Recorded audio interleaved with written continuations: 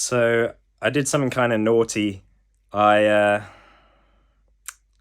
I ate a pint of ice cream within about 15 minutes. Ben and Jerry's has been like really cheap in the last couple of weeks, like £2.85. So I've stocked up my freezer a bit.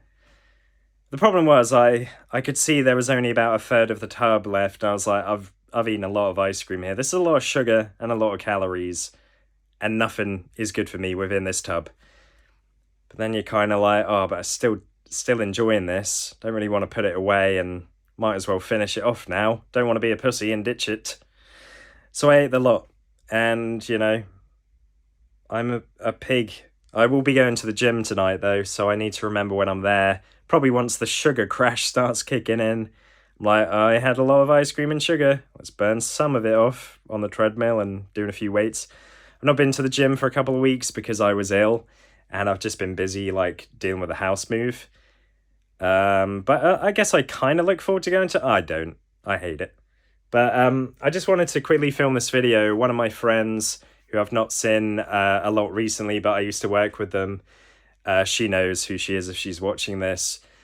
She lost her pet rabbit, and it made me very sad because I just seen a lot of pictures of that rabbit over the years, and I know what it's like to care about a pet and to lose it. And there's nothing you can really do. Those first couple of days, I remember for me when, I lost my dog or possibly another pet that I don't have because I rent, and you're not allowed pets when you rent. Anyway, it just hurts, and it feels like a part of you is missing. And it's weird because life just carries on, and this isn't just about pets. It's probably the same. You could argue to a different extent when you lose like a family member or something, or a friend, which will happen to all of us. Like, this is something that you have to kind of have empathy for other people, realizing we're all in a similar boat. We all go through this pain. And there might be people you meet in your life where you feel like, oh, that guy's a bit of a prick, or that guy's a bit annoying. But you got to have a bit of compassion and realize the human experience is difficult. And sometimes people might express that in a way that makes you dislike them. And I'm not saying like people are assholes just because they're grieving or sad, but a lot of the time people have these sort of defensive mechanisms and ways of lashing out because of pain they are feeling. So I would just try and have a bit of empathy. You don't know what people are going through or have been through. But it hurt me a bit because I was looking at my calendar notes on my phone where I'm sort of looking across the year, and I map out all the birthdays for the year. I'm like, okay, my stepdad's birthday is in like a week and a half. I need to get him, well, I got him a card, but I need to think what to get him. Probably going to be a gift card and chocolate or something because I'm not that creative. But then I was looking at the other birthdays I need to plan for the year. I haven't got any until May after this now because I have 4 birthdays in February. And it made me sad because Maisie's birthday was in May, and she was on the list, and it just made me upset because I was like, don't really have to buy her a birthday present now, so do I keep her on the list? But I'm like, I can't take her off the list even though she's not with me anymore because I wish she was still here. I have a lot of good memories of just walking on a park. More so when I lived at my mum's, I would walk her probably most days at one point. Often just me and her, and I would deliberately go on this park when it was quiet, and it was often just me and her.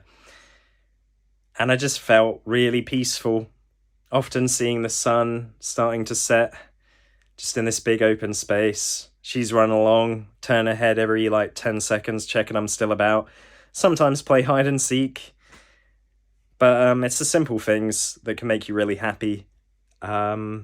I realised, by the way, that my last video was entitled The Last Video I Film in This House.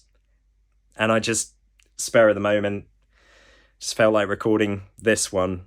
Doesn't really matter, does it? But yeah, I don't know. To my friend, I'm really sorry that you've lost your pet.